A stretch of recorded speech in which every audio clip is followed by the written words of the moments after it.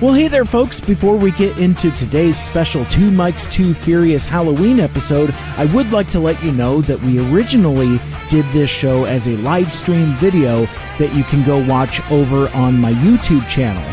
But if you have seen that video, you'll notice that my internet was especially bad that day, and that it is reflected in the quality of the video.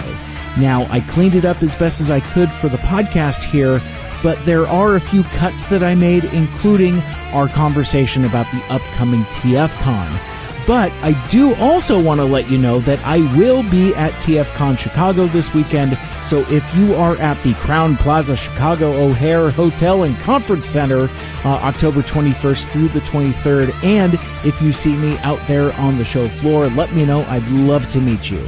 I'm also excited to announce that me and a few of my friends from the Autopod Decepticast are definitely going to be crashing the Transformers Podcasters Roundtable. That's going to be Sunday at 4:30 to close out the show. I'll have more details about where you can listen to that audio in the near future. Stay tuned. That's going to be a lot of fun. But for now, let's get on with today's show.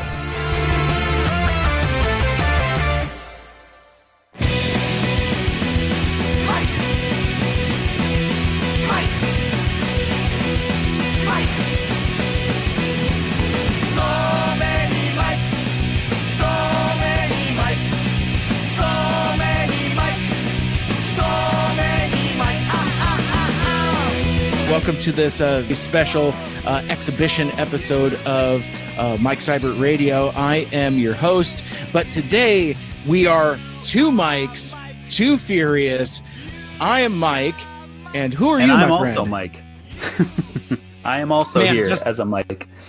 Just like we practiced, and we are too Furious, I guess. I'm not good at naming things. I never have been, but right. We've been calling this like a working title for so long, it's almost sticking, though. It's like, this might be it. We may have to do it. So a little bit backstory before we get into our discussion proper here. If you see the title, we are discussing episode 9 of Transformers Animated, Along Came a Spider, the Halloween episode. And we thought, since it's Halloween times, it would be a fun opportunity to chat about it. But we've been kicking around the idea of doing a Transformers Animated watch through podcast, similar to other podcasts that our friends do, and you know, we kind of wanted to do our thing because you're a huge fan of Transformers Animated. It's one of your favorite Transformers things, but there's an extra gimmick that goes with that, in that it's a huge Transformers blind spot for me. I haven't seen Transformers Animated. As of this recording, as of this show, I have seen 2 episodes of TFA. One, the pilot, this 9th episode, the Halloween episode. I watched it for the very first time last night. So nice. It is, it's very fresh in mind. I'm really eager to discuss it. So eventually we are going to launch, I guess we'll call it Two Mics, Two Furious. I don't know. Working title. Yes. Working title for going on 3 years.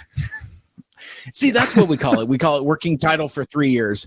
But no, like right. My buddy Anthony Bricali from TFU.info suggested, like, I don't know, like a year and a half ago, he's like, well, you know, you should have like fandom in the title somewhere. And I'm like, I don't know what that means. And then I figured out and saw what it meant. I'm like, okay, fine. I'll come back to that. I'll get with Michael Andrews, because he's smart about doing titles and stuff. But enough title legislation. Yeah, this is what the people want, Mike. More titles. I know. Yes, more legislation, more titles. How are you doing, my friend? I'm doing great. I'm glad to be here. I'm glad my home's unpacked enough that I can come live and do this. And I found my microphone this morning, so firing on all cylinders. I love it. Super cool. So before we kind of talk about the episode, and we're going to talk about this episode relatively extended, could you talk a little bit your affection for Transformers Animated? Like, what is it about TFA that really gets your motor running? Yeah, well, I think right off the bat, it came out hot on the heels of the Transformers movie, live action movie, 2007. And I think that was like the height, like the re-inspiring height of my Transformers fandom. Like that's the movie is what got me back into Transformers, really. Technically it was Transformers Armada, and then I dipped off the radar a little bit again, and then the movie got me back in big time. So I think that's what it was initially. And then just the fact that like Transformers Animated does this crazy thing where it sort of like snubs its nose at the original property, but also pays like loving care to it. Like they flip all the characters and kind of like the stereotypes of them on their ear, but then they also just like pay this loving respect to the original cast. And I just think that's so cool. And you can kind of see that reflected in fandom because it's kind of, I hate to say universal, but it's almost universally loved. I mean, it's really liked by everyone, whether you're like hard school G1er or, kind of a new face to the show. So I think that's, to me, it was just something that was kind of like right on the cusp of being edgy. As I like the Transformers movie a lot. So like something that sort of like, stuck its tongue out at the original thing and freshened it up was a big deal for me. Plus, just to throw in, it was hand drawn. Like that animation style is, that was one of the last things that was like, Transformers that was like not computer generated. It's pretty cool. Yeah, well, and it's interesting because like two things on that. One, I think I agree with you that TFA is mostly universally loved, but I also think it was ahead of its time. Because like I think folks didn't know what to do with it. Like, for example, I didn't know what to do with it. Like it was a hard pass for me. I see hand-drawn style and I just noped right out. Like I think I saw like a trailer or something, or saw like watching the characters actually transform, where they do like the Tasmanian devil spin around. Yeah, I was gonna say like the Tom and Jerry getting in a tussle situation. Yeah, and I'm just like, well, this isn't for me. And I didn't even give it a shot, and I'm kind of regretful of that. Now, even so, though, I think if I had watched it at the time, I think I would have been equally sour on it. But I think what makes it so universally loved now is that it is brave and bold and exciting and does all this crazy stuff like in the episode we're about to talk about here. It takes some traditional G1 stuff and it just throws it right in its face, and even takes like Beast Wars lore and kind of throws it in that I mean, it's like that is brave when you can sling mud in two different fandoms at the same time. And I was just like, I like this. Yeah. So yeah, well, that's sort of a theme. It sort of goes on to do that, and sort of if you get to the end of the series, it takes from every Transformer property. Like it's wild. I can't give you any spoilers or examples at this point, but yeah, they take from everything. Right, which is why we're going to do a whole damn podcast about it at some point. So we thought that this would just kind of be like a fun, soft pilot kind of proof of concept type of thing, just to see, how we like talking about these episodes, how you like us talking about these episodes. Just hit us up on socials and let us know what you think, and what potentially you'd be looking forward to in a Transformers animated fandom discussion type of thing. But I guess one more thing I want to cover before we kind of dive into the meat of the episode is that we're doing this specifically this week to capitalize on Halloween times. I mean, obviously it's the Transformers Halloween episode. And incidentally, is this the only Transformers Halloween episode? Are there like other instances? Like, I mean, obviously, I don't think there was a G1 episode, but yeah, I was gonna say, at least of this series, it's the only Halloween episode. They never kind of went back to that, jumping in on that. But yeah, I can't think of anything that's like explicitly Halloween. A lot of the themes of the show got a little darker, and they didn't always lend themselves to a Halloween inspired episode. This one was like just bordering on the edge of silly. Like Transformers Animated was just bordering on the edge of silly enough to allow that. Mm-hmm. And personally, I love Halloween specials of any type. So like this is a big win in my book, this episode. So this is pretty high in your rotation of this time of year type of stuff, right? Yeah, I was going to say, when you watched it for the first time last night was probably like at least the 15th time, probably 20th time, because I try to watch it every year around Halloween, at least, that one episode. I do have sort of a, kind of a schedule of things. I don't know if that's normal for people or not, but I also like to watch the Pumpkin Wrapper episode of Power Rangers, Mighty Morphin Power Rangers. There happens to be one episode where the villain's like a jack-o'-lantern themed. Yeah. As you can Angel see. Grove represent. For this Transformers podcast, I wore all my Power Ranger gear. But yeah, that at I like to watch least a lot. it's Hasbro. I mean, I have no excuse with my X-Men shirt, but whatever. I feel like there's some connective tissue between like Transformers and Power Ranger fans, so it's allowed. There's big robots. But yeah, I like to watch that a lot. I don't know about series. Like I like to watch the Halloween specials of shows. Like I like to line up all the Office Halloweens and like, the Parks and Rec Halloween, stuff like that. But every Halloween, at least since the movie came out, every Halloween night, I end the night by watching Trick or Treat, which I think is the greatest of all Halloween movies. I don't know if I agree with that, but I think that's I would say that Trick or Treat is very underrated. So yes. I'll meet you halfway. All right. So enough grab ass. Let's pop into this. So this is season 1, episode 9. Along Came a Spider, originally aired on February 16th of 2008. So nowhere near Halloween times, but ironically enough, probably by the time we get to it in our podcast proper, it'll probably also be not Halloween times.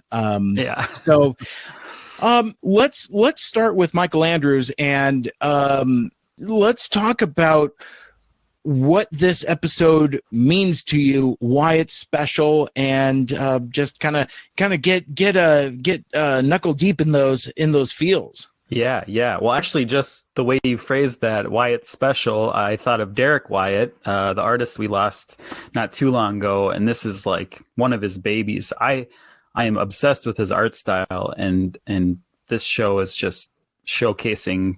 I think it's the craziest pairing, right, of Derek Wyatt and Transformers, like two things that should not exist together, but made something beautiful.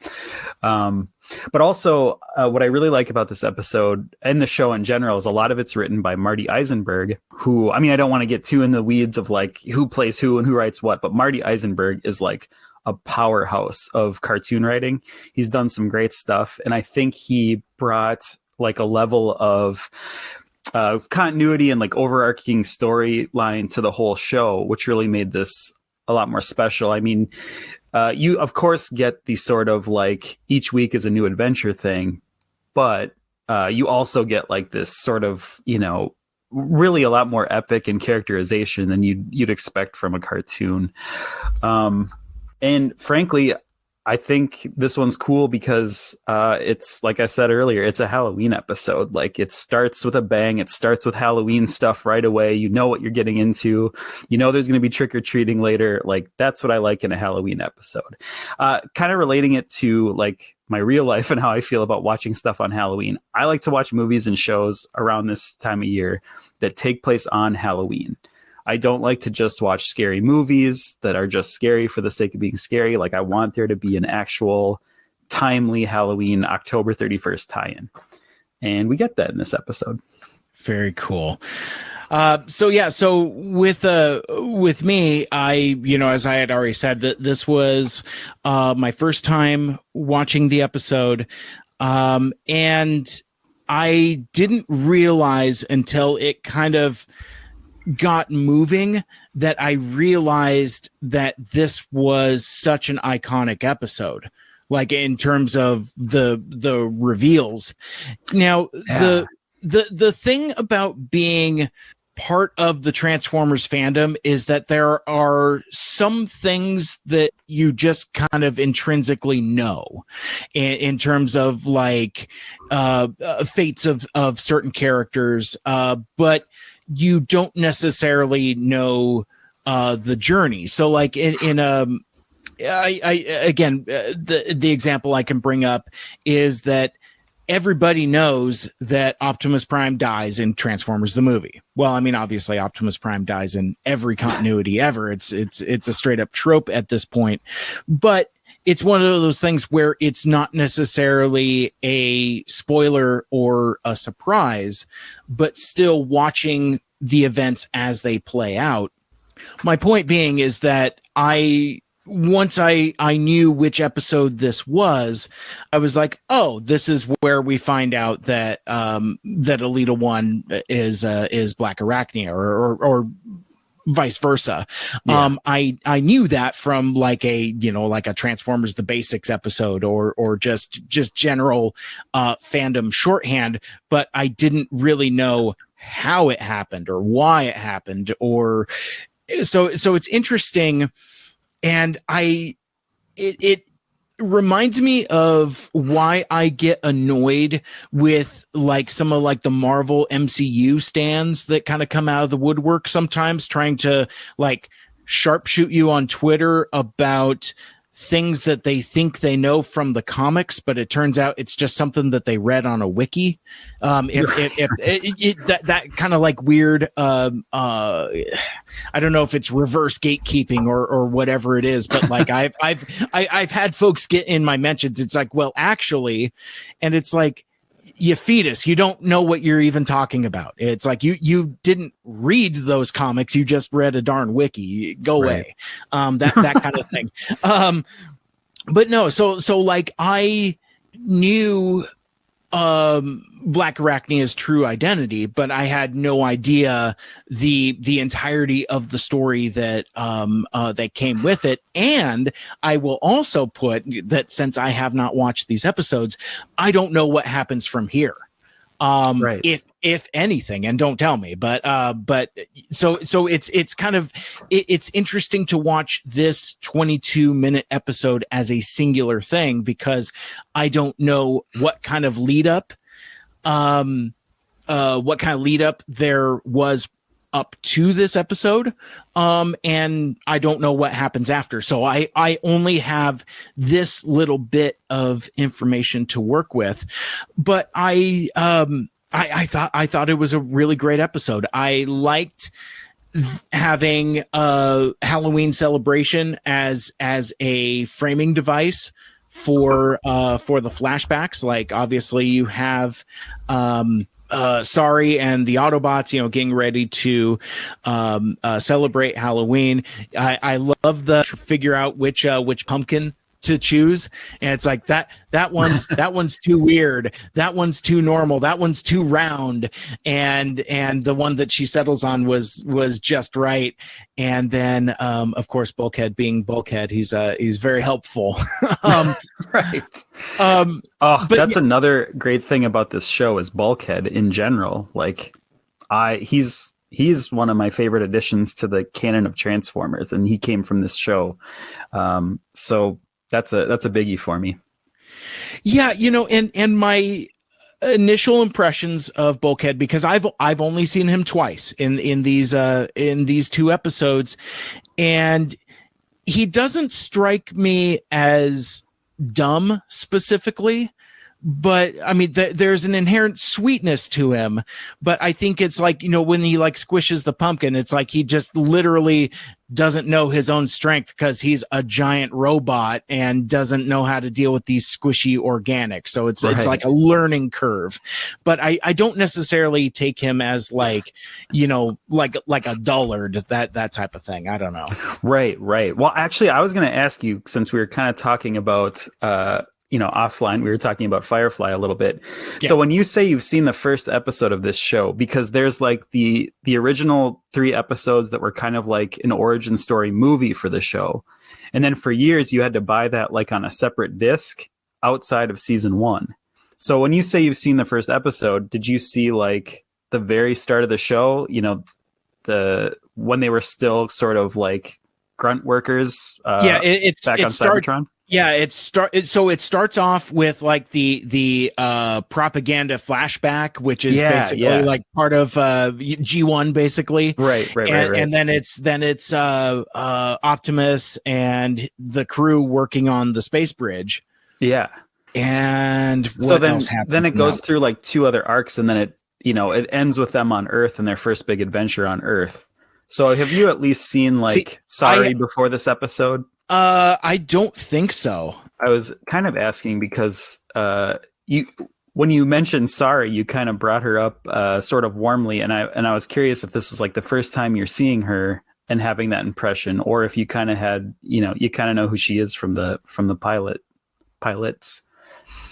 Yeah, I think this is actually my first real actual interaction with her because yeah, I'm looking at it. Season 1, episode 2, Transform and Rollout! Part 2. Sorry discovers the Autobots and the Allspark, and I don't think I've seen this.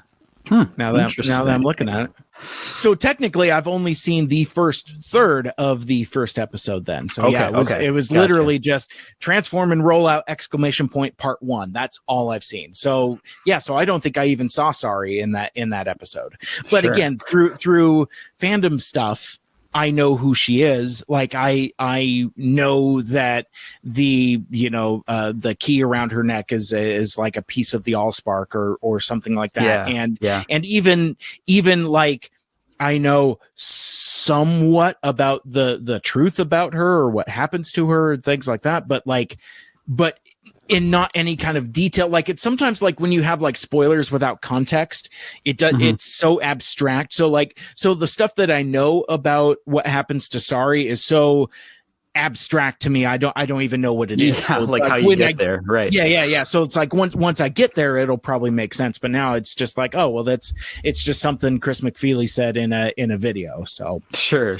Yeah. Well, actually, a couple things. One, this episode in particular is sort of very foreshadowing of what's to become of Sorry in a lot of ways. And two, I guess since we're still talking about the intro of the show and you see Sorry right away, what do you think of her as the the human component of the show that is so often maligned in the Transformers fandom? What do you think of this human element to the show? Well, unlike a lot of my friends, I actually think that humans are integral to the story of the Transformers, or at least Earthbound Transformers. Yes. I mean, you could do Cybertron stuff and things like that. Like I think that folks that, well, no, I don't want to malign anybody, but I don't agree with the take of like, oh, I'd like an entire movie of the opening sequence of the Bumblebee movie. Yeah. I don't need that. I don't really want that. I mean, like it could be cool, but I think for like a compelling Transformer story, I think you need the human element to keep things grounded and certainly to give a sense of scale. Like we talked about this a lot when we all got together on Autopod Decepticast. One of the iconic for me from that movie is when the Autobots reveal themselves to Sam and Michaela. Now, if they're all just Transformers, if they're all just robots, that moment has no significance or relevance or grounding because there's no humans for the robots to tower over. So right. I think that having squishy humans around, one, gives the Autobots somebody to protect, and it gives them somebody to interact with. Like I'm reminded of like More Than Meets the Eye Part 1, when like Hound is driving Spike around and he's like got all these questions about the Earth, and it's like, oh, it's strange and unique. And the fish out of water, if I can jump in, the fish out of water element to me is one of the most fun things about Transformers. I kind of like we don't know what we're doing here exactly on Earth. We do happen to speak English right off the bat, but we also don't know anything about where we've landed here. Right. But I think without the human element, ouch, we do really need it. And I think we can kind of see that in the Netflix series, because the Netflix series trilogy, it's pretty cool. I mean, I think people kind of like it, but they're not still talking about it, right?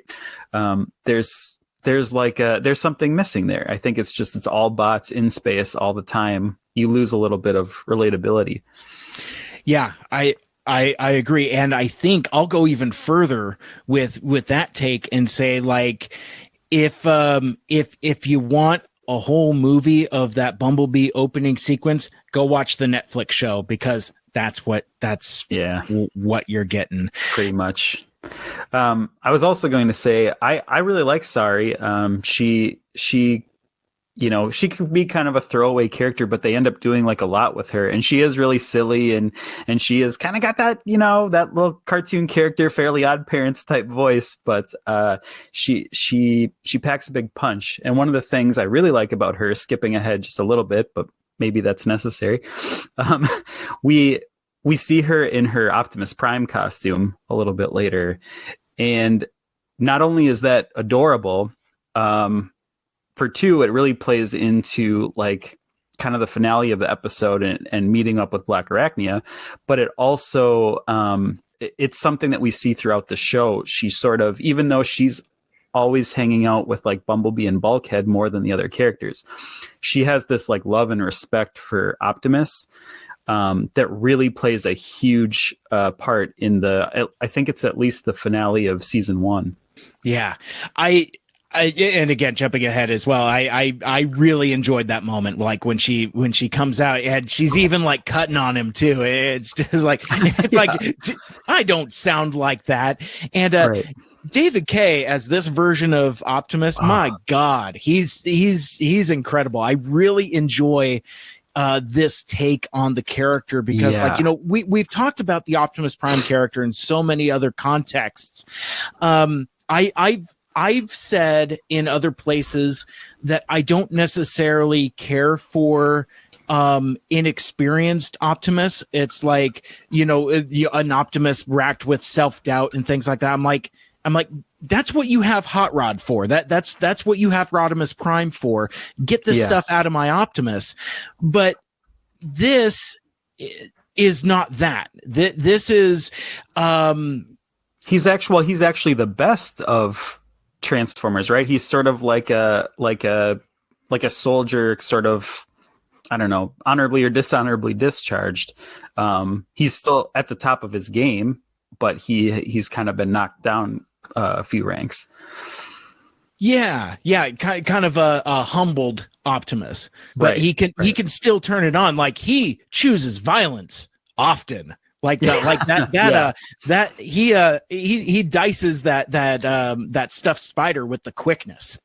So he can turn on the murder jets real quick. Yeah. Well, and that's something I want to bring up too, because another thing I love about Transformers Animated in general is that all their weapons, like the fact that they have weapons, it's not just like laser blasters and guns all the time. Like each of them have sort of a special handheld combat weapon that's, worked into their transformation and their alt mode, but also has like a cool ability. Like, I don't think you even see Prowl in this episode, but he's got like nunchucks that are,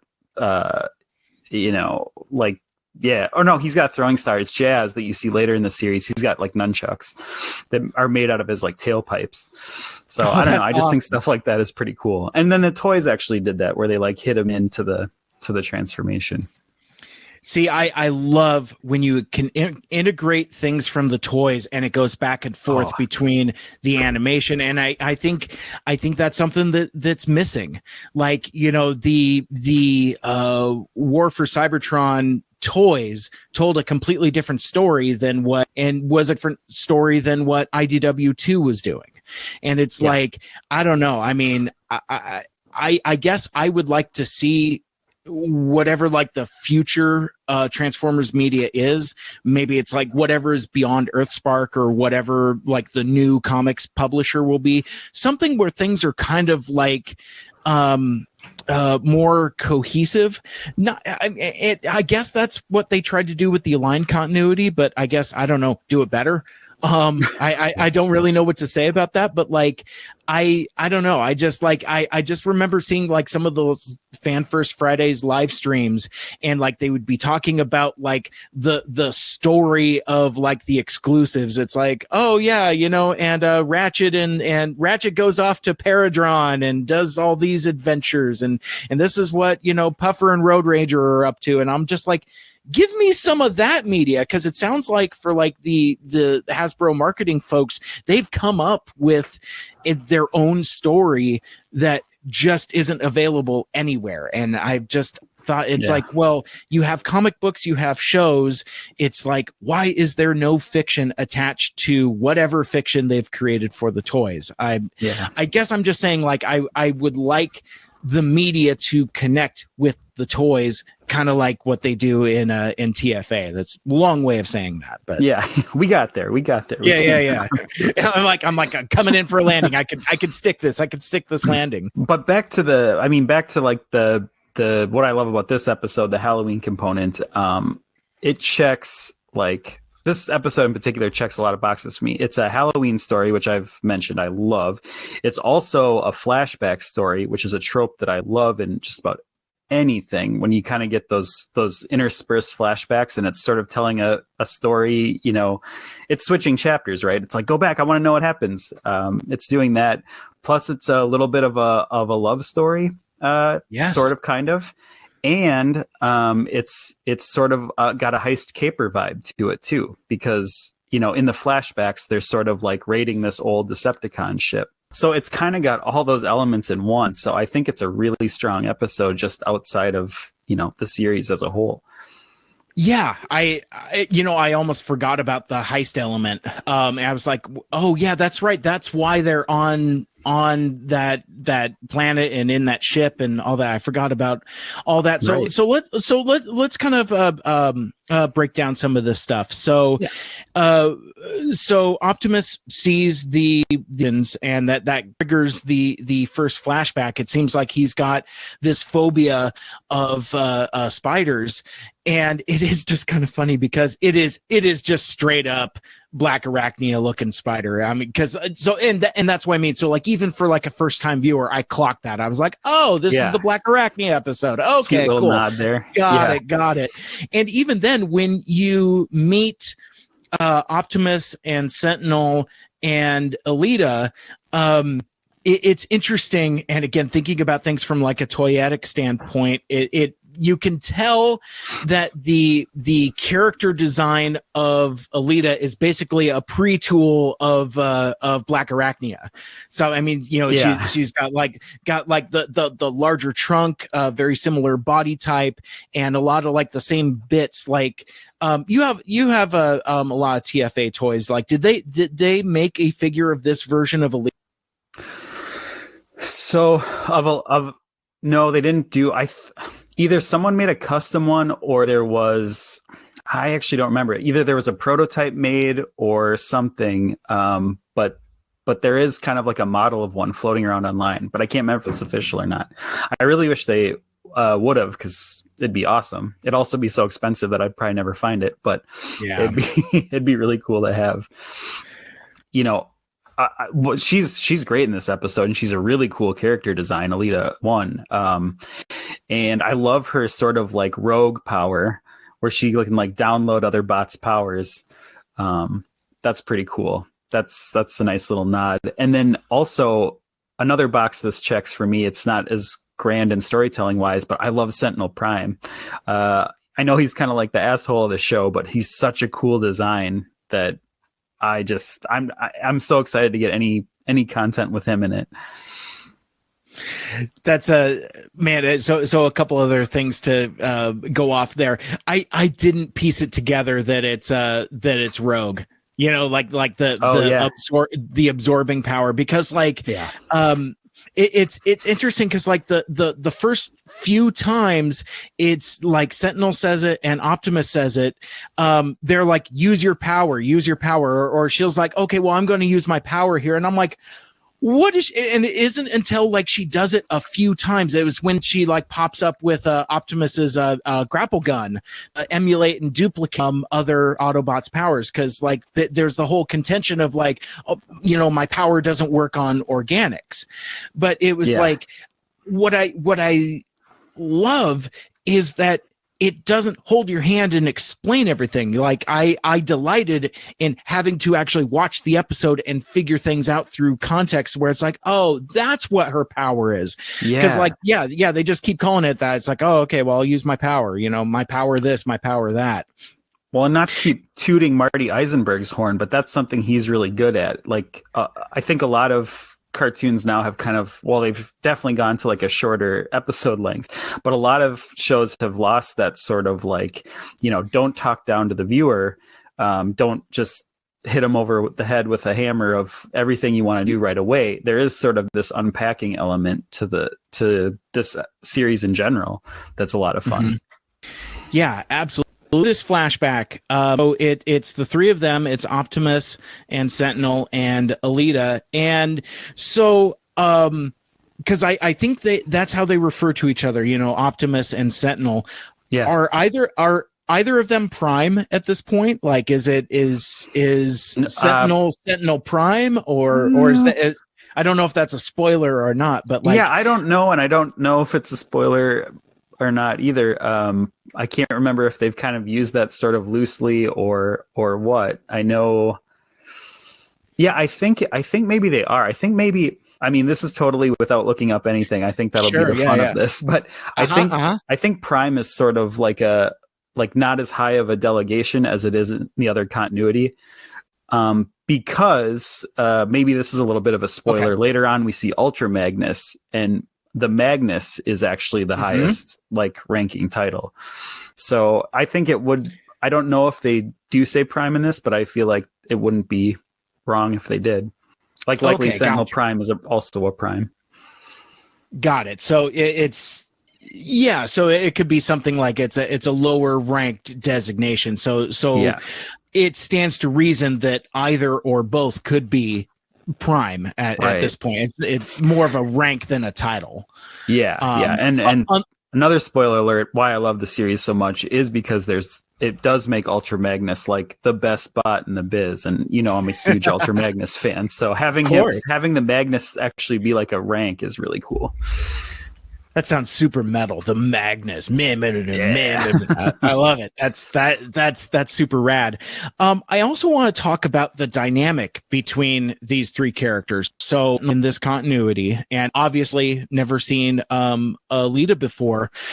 I want to talk about and ask about the dynamic a little bit, because their dynamic strikes me as almost kind of a Hot Rod Springer RC situation. In more traditional continuity, Alita is more paired with Optimus, but here, based upon how upset he is, it almost seems like he's either they're together or he's fixated on her or something. Sentinel seems way more upset than Optimus does when Optimus says that they need to leave. They need to leave Alita behind because they can't detect her life spark or life essence or whatever it was. Yeah, I think so this episode is really interesting because it sort of answers a lot of questions that you get from the pilot, right? Because I don't know if you remember, but in the pilot episode, there is a Sentinel cameo because when they first spot the Decepticon ship and all that stuff, Optimus radios back and gets Sentinel on the horn, and Sentinel's like, just doing his shtick, like, I hate you, Optimus, sort of a thing. And then Optimus has that great moment where he's like, bring up footage from the the hold of our ship where they have Allspark, and Sentinel has like his holy shit moment, I'll call Ultra Magnus. But this episode sort of answers like where that falling out happened. But before that, I mean, their dynamic is like, you know, he's kind of the buddy that you're like, I don't want to get together with all the time, and probably gets you in trouble at the bar sometimes. But, you know, they're friends. They're all friends. They're a little trio. And this is what happens not only to break up that friendship, but if I'm not mistaken, this is also the incident that gets Optimus kicked out of like the Autobot Corps or whatever it is. Right. The what are they called in this? It's like the elite guard. And I'm trying to remember, because again, I watched it once and I watched it last night. I don't know if that's as explicitly mentioned or if that just kind of stands to reason. I'm not certain. But, yeah, I think they get into it more later, but this is like the first inkling, like, oh, something went down with them. That's why they have this sort of, and I think that's so cool to like, to show that they have this tension between each other in the very first few minutes of the pilot episode. And then almost to the end of the season, we're finally getting like a little bit more of an answer. Like that's kind of that sort of overarching storytelling that we don't normally get in cartoons, at least now. Yeah. And I again have to admire so much the economical storytelling. I mean, it's like this does a lot in a very short amount of time, and the 22 minutes goes by so fast, and so much happens, but it doesn't feel rushed. It doesn't feel like again, you know, we talked about that Netflix series. It's like it feels like they're trying to cram 12 episodes of plot into a 6-episode bag, whereas this feels perfect in that, like, you know, the sense of dread and to feel the story unfolding, but then you go back to the present time where you have this looming threat of Black Arachnia, but then you also have just standard Halloween shenanigans. Like I love well, I love Bumblebee's outfit as Count Dracubot. I mean, it's like if somebody hasn't made a figure of that, like, you know, you just get like a Dracula cape and just do some paint apps for the teeth. I think that would be a lot of fun. I like the vocal performance there, but again, just I understand why people like Bulkhead so much, because like he rolls up. His costume's the best. Yes, the best. So like, but like because of the way it was styled and colored, I thought it was a circus tent. So it wasn't until like until Sorry breaks it down for him. It's like, no, buddy, that's a fumigation tent. And I like almost like Pigpen. I was gonna say the Pigpen. They own the little dirt particles coming off of him for the rest of the episode, and presumably it's just raining bugs out of him also. So it's the Pigpen cloud, and I'm sure if they did another cutaway shot, there would still be like roaches and stuff like falling out of the tent, which but no, so I like that it goes back and forth, but we've seen that Optimus has this irrational fear of spiders, and everybody's picking on him about that. You get, well, first of all, I don't think there's such a thing as an irrational fear of spiders. They are very scary. Everyone has the right to be rationally afraid of spiders. Maybe disproportionate is a better way to describe it, because again, it's like anytime he sees a spider, it triggers the flashback. It, like, you know, he has a very intense visceral reaction to it. Yeah. And they have this great moment where when they first kind of spot, maybe I'm skipping around a little bit, but when they have that great moment of like Bumblebee sees the giant spider for the first time, and you're kind of, something's going on, and then you find out that Optimus has been like listening in. I love that. And he's like, have you been listening to this the whole time? And then that's such a great moment, because not only is this funny, but you're like, Optimus is sort of like, I was right, something's up. This isn't just a weird night where I'm remembering, you know, things, something's up, and he like rolls out and joins them. Like I really like that moment. And then again, a great animation gag where you have Bumblebee zipping all over Bulkhead's just massive size. And I like what you can do with Bumblebee being such a small character and Bulkhead being such a large character. You can play around with that. And I thought that was really fun. And I think it's little moments like that again kind of indicate to me why folks think this series is so special, because you can't do stuff like that in a Netflix show, just little bits of visual humor. And it's fun, and there's because you have those levity. CGI models, right? You can only do so much with them. They're sort of, they're really taking up space in their virtual environment, and you can't do everything that you can do with hand drawn. To the point where they literally can't transform. It's so frustrating as an audience member to hear the creators of the show saying, yeah, there isn't a lot of transforming in there because it would be too expensive to animate that model transforming. Yeah. It's like, it's literally the thing they're supposed to do. It's kind of like you had one job. Yeah. And what I think is crazy about Transformers Animated is like you look at the character designs and you're like, no way can this be a toy ever. This can never be a toy. And then they have an incredible toy line, and the animation or the transformations do work kind of like, how you see on the show. And it's wild. I never would have thought they could have like a faithful screen accurate car mode and robot mode in the same toy from this show.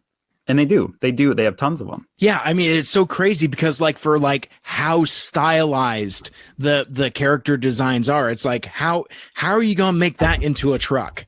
And yet it works. It's pretty spectacular, the trick that they were able to pull off there.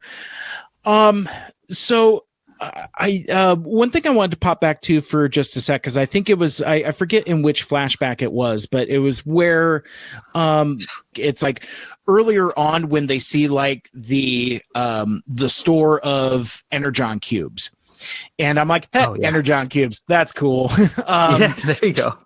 And I'm like, toss something my way, but like when the hatchlings start to come out of the eggs and they're getting overrun. Full aliens.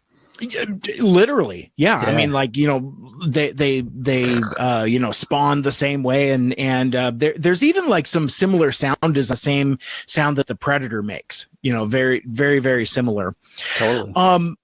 But one of the things that I clocked, and I don't know the implications of the mythology of it, but at one point when Optimus and Alita are fighting these spiders, you see the Black Arachnia helmet sitting on the floor of the cave. Yeah.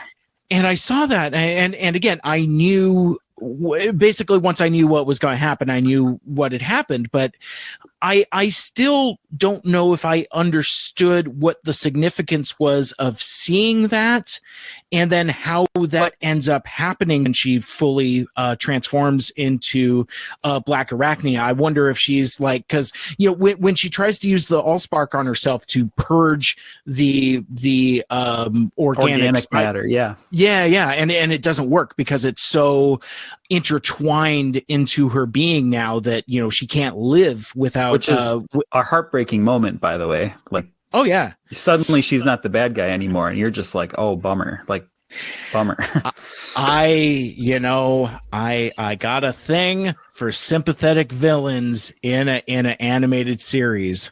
Yeah. I think the Batman animated series version of Mr. Freeze has probably got to be like in my top tier of favorite characters. Oh. That specific version, especially with like that vocal delivery from Michael and Sarah, it's just like it's both menacing and heart-wrenching at the same time. And there's another character coming up in this show that you'll probably like a lot. Then I won't give much more away than that, but awesome. Yeah, there's a little nod to that.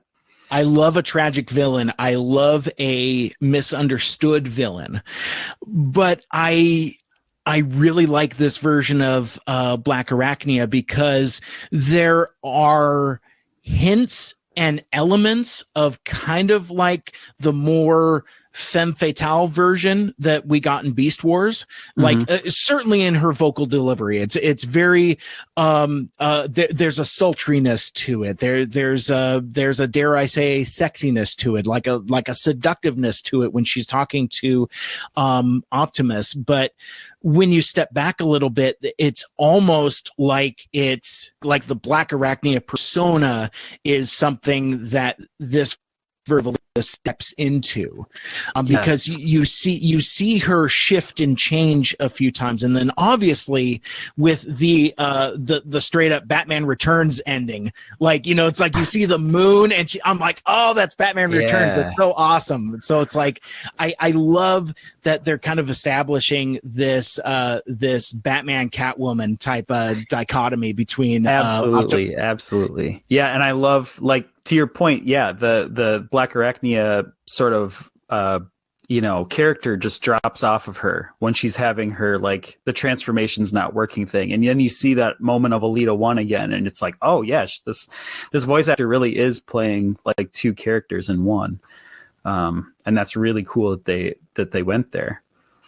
And this is also, another like more evidence for great writing, because you have, it's definitely a nod back to Black Arachnia being in Beast Wars, sort of like a not really into the Decepticon cause, right? Like she, or I guess, it was Predacon then, but in this, she's sort of just like along for the ride because she has to, right? Like she got turned into this thing. You brought up the helmet, which I think is cool because I didn't actually notice until this viewing that they showed that, even though it's like so obvious. I was like, oh, I never noticed that it was on the floor of the Decepticon ship. So she's sort of picking up this mantle of a Decepticon, but not actually being a Decepticon. And that maybe almost has like a Mandalorian vibe too, if you want to go there. Yeah, totally. And like, I'm incredulous about it. It's like, oh, you threw in with them, pointing to her Decepticon symbol, and it's just like, well, what else am I supposed to do? They accept. Yeah, and you left me, right? Like, right. What could she have done? So and it's one of those things where, like, there's enough dramatic weight for, like, you understand where all of the characters are coming from. It's like, well, we're getting overrun. We can't detect her life essence or life spark. We need to get out of here. And Sentinel's like, well, no, we have to go back. It's like, well, but we can't. So you understand where they're coming from. But likewise, you totally understand where Alita / Black Arachnia is coming from, because I mean, they abandoned her and she has literally a supervillain origin story. And that's something I like too. And you don't see that a lot in more traditional Transformers fiction. You don't necessarily see like actual supervillains with, like, Marvel supervillain stories like, oh no, I got doused with a vat of chemicals or something like that. So it's like, Black Arachnia has this really cool supervillain story with a dash of tragic backstory on top of it, but then also a little bit of empowerment where, like you said, she puts on the helmet and takes on the identity, the mantle of Black Arachnia, and throws in with the Decepticons. I mean, it's like, so for me, it's just like, it's thumbs up all the way. It's like, I really enjoyed that movement of the plot.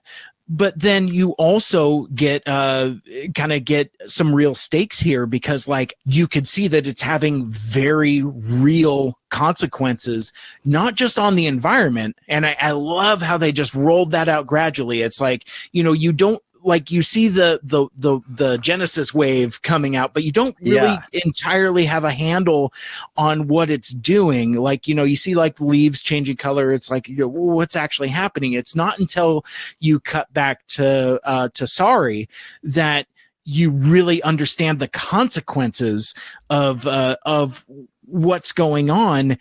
And I think that's, to our point earlier, I think this is why you need humans in Transformers, because like it's really not until the rescue of Sorry that you really kind of see that. Yeah. And I think it's so silly to me when people kind of like scoff at the human element, because the human element is at the core of like what Optimus Prime's character has always been. This sort of freedom is the right of all sentient beings. He's the defender of whatever planet he's on, that sort of thing. That like you kind of need that sort of like element of Optimus. It makes him really interesting. Like he will sacrifice, himself and even in the movies, which obviously you're not a big fan of, but like he puts Earth first when you're putting there's a chance that Cybertron could come back and he puts it on the line, because he's like, well, we can't just pick Cybertron over Earth. And I don't think a lot of people would make that same choice. I mean, how many movies in American cinema are all just about like, well, Earth first? I mean, Earth is the most important thing. Like, to have a character that's not putting Cybertron first, crazy leadership. And so to not have that play off of like, well, putting him on another planet with another species and but who is Optimus then, really? Right. And like you said, that's been part of the DNA and pretty much every iteration from jump. Yeah, we have to protect the humans. I mean, even in the IDW comic books, like in IDW1, at the tail end of that, he annexes Earth for its protection. He even literally says, like in the live action movie a number of times, we have to protect the humans. So right. Yeah, I mean, I like that that's true to that. Sure. And so talking about the Sorry's transformation, or like the I don't know, the aging ray or whatever you want to call it, that's cool for a couple of reasons. One, like you said, it shows like the real ramifications of this war on this planet, but also it's another moment to put like a throwback or a nod to Transformers, like horror movies in general, right? We got a little split second of like an Aliens type thing with the spiders eggs hatching, and now we're getting sort of like a zombie like corpse type of a thing that's happening. So they are sort of smartly putting little like horror Halloween elements into this Halloween episode. But at the same time, this is a crucial episode. This answers a lot of questions from the first episode. It sets up one of the main villains. It could have just been a throwaway trick-or-treating type thing, and instead we're getting like a really meaty story out of the Halloween special. Mm-hmm. Yeah, and then, but you also get that as well. Like, you get the zany costumes, you get the payoff of the trick or treating and stuff like that too. Right, and again, again, bouncing back and forth, you get Sorry's Optimus costume. And I mean, again, what a fun moment. And I forgot to mention this earlier, but like, it knocked me out of my seat when Sorry says in a mocking Optimus voice, transform and roll out. First of all, because like, one, that's the line, but I was like, wait a sec, is this not in the era when we can't be saying that anymore? Because like, well, and I mean, I guess to speak on that briefly, it's almost become like a joke, a meme almost in the fandom, where, basically Hasbro has tried to have folks that make media kind of move away from transform as a verb, thinking that it weakens the brand. So you lose stuff like transform and roll out. And I remember a notorious being pedantic about the dumbest things, but like I remember watching that 2007 movie, and Optimus at one point says like, let's roll, which I'm fine with that, because we're still close enough to post 9/11 jingoistic Americanism where that gets a pass. I'm fine with that. But then at some point also he says, roll out or let's roll out or something, but he never actually says the phrase Autobots, transform and roll out. And I remember being kind of sore about that. It's so dumb. It's so dumb to even say out loud now, but I was like, okay, wait a sec. So they give me a one shall stand, one shall fall that was completely unearned, but they can't give me a transform and roll out. What are we doing? I just remember that's just kind of like weirdly jarring when Sorry actually said transform and roll out. I'm like, I don't think you can do that. Like I was watching a live stream. I don't remember if it was PulseCon or one of the Fan First Fridays, but Mark, one of the designers, as he's talking about like the figure, and it's like, oh, and here's how it transforms. And I'm like, I don't think you could say that. I think like there's like a Hasbro sniper with a gun trained on you. It's like, you got to say, anyway, no, it's just, I mean, it was a really long walk for that, but no, it just really, it threw me off because of what she said, but then also I like when you can have light on your feet moments, fun at the character's expense. I like when you can take the piss out of something so iconic, because, transform and roll out, that's like, kind of up there as like a top tier Optimus Prime line. And for her to say it so mockingly, from a child, it's a lot of fun. And I love Optimus's reaction to it. He's like really defensive about it. He's like, I don't sound like that.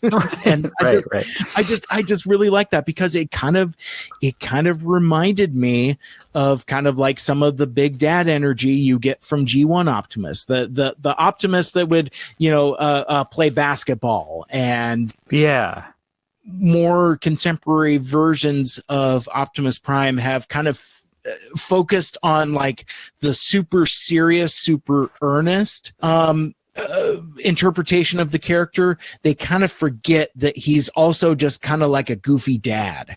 And right. There is that version of him for sure. And I think this version that David Kay again breathes wonderful life into, I think really kind of touches on that, because it seems like, he's badass when he needs to, but almost in the key of Peter Cullen, he is strong enough to be gentle. Yes. Which is I'm really excited to see more of Great this. Optimus. Yeah, I love this version, and I'm very eager to see more. Yeah, I was also, if I can touch on the Sorry rescue one last time. I was hoping you maybe picked up on this, but there's a great moment when she gets thrown over the edge. That's not a great moment, but but I mean when Bumblebee and Bulkhead come to her rescue, there's a total like Colossus Wolverine thing, right? Because Bulkhead actually throws. Oh yeah, the fastball special. Hell yeah, that's right. Yeah, and I was like, oh, that has to be a nod to that moment, right? Like Bumblebee's almost kind of Wolverine colored as is, and then you have the big bulky metal guy. I was like, perfect little nod there. That's rad. I didn't quite connect those dots, but you're absolutely right. One of the other things I like is that in again, I'm fixated on it since Ryan Jett said it in Autopod Decepticast, but there's a lot of instances of the Transformers just being cars. So it's like, they're driving around a lot. And I do like that is when Optimus chasing Black Arachnia, he is just stomping around on the roof. I'm just like, just be a truck, drive.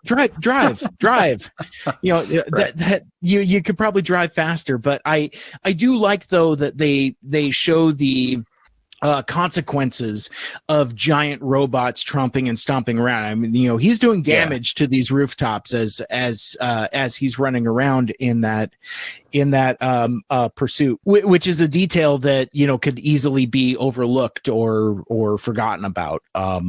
I like when there's that there's care given to casual property damage, collateral damage, if you will, like because like again, like you see like the big Marvel movies and stuff like that, and there really isn't a whole lot of consideration given to like a superhero fights, but something as subtle as like a transformer smashing a rooftop as they're on the pursuit is welcome. Right. Just to touch on that real quick, I also think too, there's something sort of relatable that maybe Transformers don't always know exactly when they should turn into vehicles. Like that adds a lot of humanity to him too, because we as a viewer can go, oh, he should be a car here, he shouldn't be running. But you as a person don't always make the exact right choice. I mean, to switch modes or to like, it is a matter of, to them, it's a matter of like physicality and instinct. And sometimes that just doesn't come up. You're too distracted by something else. I mean, how many times of the day are you like fighting to like unlock a door, carrying something? And it's like, well, if I just set this down, I could walk through this door. I feel like it's something like that. And it sort of adds like a human element to these big robots. I love that. It might not be as apparent, especially like in an intense emotional moment like that, where it's like, okay, well, I need to chase this this character down and figure out what's going on. I really like that. Totally. One other random thing, and I totally skipped missing this earlier, but one of the things that I really loved, it's just a little bit of sound design, but like when Sari is trying to wake Bulkhead up using the Allspark, you can hear the engine turning over. Cool, because I don't know if I've heard an actual starter motor when trying to reignite a transformer before. I thought that was really cool. Yeah, that was pretty cool. I think they actually do that in the fourth live action movie. When you see sort of the beat up Optimus at the start of the movie, when he coughs, it's almost like a car turning over a little bit. They kind of worked that in. I always thought that was pretty clever. I was kind of distracted by the Marky Markness of it. Right. You were still all funky bunch up here. Yeah. Exactly. And then he wanted to murder everybody. So that's yeah. Anyway, so as we close out here, because it looks like we're getting close to our end time here. Final thoughts, final observations, anything that we may have missed in terms of like themes or Easter eggs or I think we covered quite a bit, but there is the finale moment where it sort of ends on like, it's not necessarily like a traditional cliffhanger, but there is that moment of like, there's something left hanging between Optimus and Black Arachnia. I think it was just a really cool, obviously you don't have the luxury of watching this episode within where it was, but this episode like really broke the mold of like the formula of how the show had been going. All of a sudden it's this weird like flashback thing and we're introducing Black Arachnia. And then it's sort of this really personal story. They didn't involve any of the other cast. There's no Starscream. There's no other, this is just a very personal story that kind of ended up being about Optimus and Alita. And we sort of see that that's how it ended. Like it didn't end with like a funny joke or a laugh. It ended with, her on this sort of rooftop being sad, tragic character. And I think that was just a really kind of bold choice. Yeah. And I wonder, I mean, now again, folks will know this, but I don't. I wonder what the future consequences for Sentinel would be. Like if he learns what's become of Alita, who Black Arachnia is, if that ever kind of comes back around, because it is kind of the foundation of the rift between Sentinel and Optimus. That would be interesting to kind of. Well, it's good to know. It might be put you at ease to know. I was wondering that myself. That's something that rewatching this, I'll be really excited to see, because I honestly don't remember where that landed. So I'd like to see if that plays out as well. Well, and I think it'll be especially interesting for us for our project, because now that I've seen this episode, because it'll kind of fade into memory when we come back to it, to like see what kind of like cookie crumbs are there, because it seems like the writers of the show are very smart about foreshadowing and seeding things and nothing wasted. Even like you said, like, you know, you can tell that there's tension between Sentinel and Optimus right from the jump, but they don't necessarily tell you why. And it's not until episode 9 that that you even really get to see that origin story displayed. So I again, thumbs up. I'm really excited to dive into this version of Transformers, because it feels we're kind of going through a phase of G1 fatigue. This you already said it best, and like it feels like at once a love letter to all of the lore up to that point of Transformers, but also doing its own thing, and then also slinging a little bit of mud in the eye of what came before, and kind of taking the piss out of some stuff, which all of which I really appreciate. I think it's one of those things that kind of gradually found its audience, and folks like me, because of folks like you who were there at the start saying like, no, that you might not think it's for you, but I promise you it is for you. Give it a shot. And the more that I see, the more I understand. It's like, yeah, this is something I definitely want to chew more on. Well, that's good, because it's my favorite episode of the whole show. I'll let you know right now, but I'm glad you liked it, because I was kind of thinking this is sort of a terrible episode to start with, because it is kind of its own story. There isn't a ton of nods to like the original movie or the original series, and even the lore they borrow is sort of borrowed from Beast Wars a little bit. So I'm glad you got like a good impression off of it, because it's not a great, maybe it's not the best like piece of the whole, when we're talking about the themes of Transformers Animated and some of those nods to the original material.